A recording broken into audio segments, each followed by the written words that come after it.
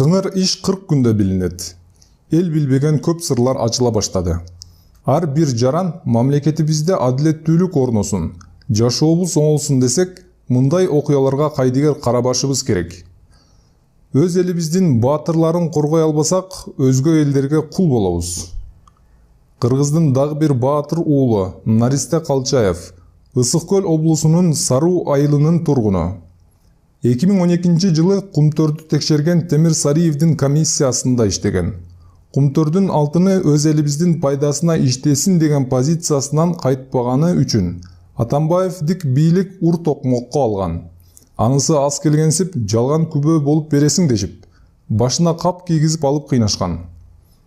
Ошентсе да, баарына чыдап, өз позициясынан кайтпай, адилетсиз 4 жыл түрмөдө олтуруп, 2017 жылы Ырайым менен Темир Тор артынан бошонуп чыккан. Мен акыйкатчы болуп парламентте шайлангандан кийин 3 күндөн кийин улуттук коопсуздук кызматынын тергөө абагына кирип, ал жердеги отурган адамдар менен жекеме-жеке сүйлөшүүлөрдү кылып, алардын акыбалынан кабар алдым.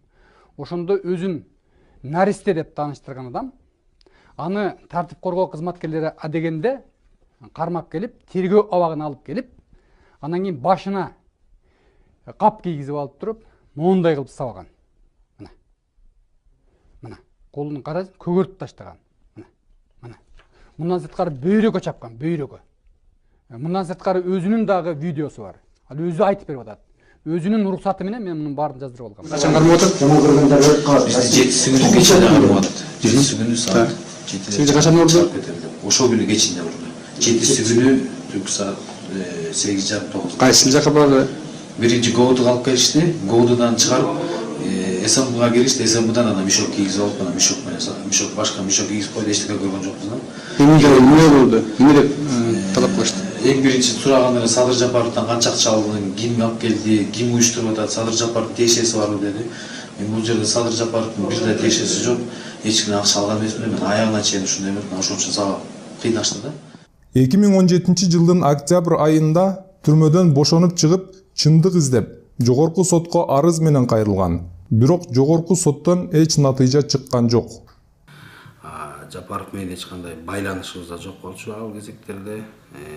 Ошол кезде УКМК тарабынан катуу кысым болгон бизге. Буга чейин өзүңүздөргө маалым болгондой, менде кармалган учурда мени кыйнап, башыма мишок кийгизип, маскачандар ошол жерде 6 саат кармап, сабап, кыйнашкан. Бир гана кызыкчылык ошо Жапаровка көргөзмө бересиң деп, биз айткандай көргөзмө бересиң деп ошол жерден кыйнашкан. Ошол кыйноодо дагы мен ал болгонун биз кандай уюштурганбыз, эч кимден Жапаровдун дагы бөлөк ушу төмөн айтылган бөлөк фамилияларында тиешеси жок деп мен ошол жерден эле 6 саат кыйноосуна дагы туруштук берип, алар каалагандай маалымат көргөзмөнү берген эмесмин. 2013 жылы 5-чакырылыштын депутаттарынын көпчүлүк бөлүгү сатылып кетип, Кумтөр элдин пайдасына чечилбей калгандыгын баяндайт.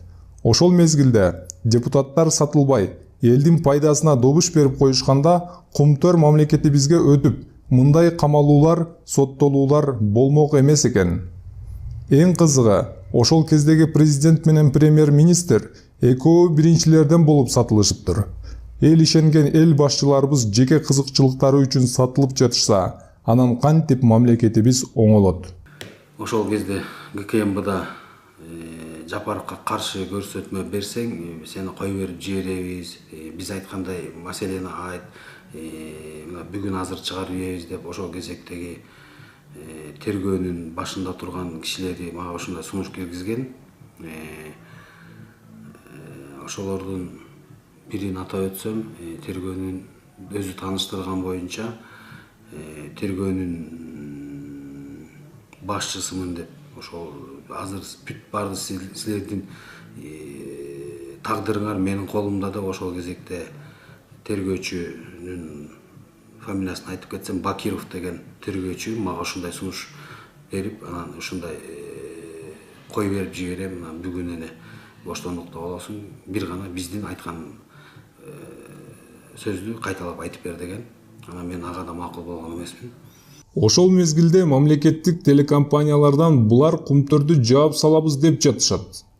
Жабылып калса ишсиз каласыңар, пенсия пособие албай каласыңар дешип, кумтөрдө иштеген жергиликтүү 4000 адамды Атамбаевдик бийлик жалган жалаа менен саруулуктарга каршы койгон экен. Саруулуктар менен комиссия кумтөрдү жапкыла деген талап коюшкан эмес. Акыркы алтынга чейин казып алалы, бирок алтын өз элибизде калсын деген талап коюшкан. Азыр деле бир жылда $1 миллиард 22 тонна алтыны ташылып кетип жатат. Эмне үчүн ошол алтындарды өзүбүз алып, сырткы карыздарыбызды жаппайбыз? Урматтуу Сооронбай Шарипович, бүгүн сиз президентсиз. Сизден кумтөр боюнча эл конкреттүү кадамдарды күтүп жатабыз. Сиз дагы эл душманы болбой чечкиндүү кадамдарга барышыңыз керек. Чыдамсыздык менен күтөбүз.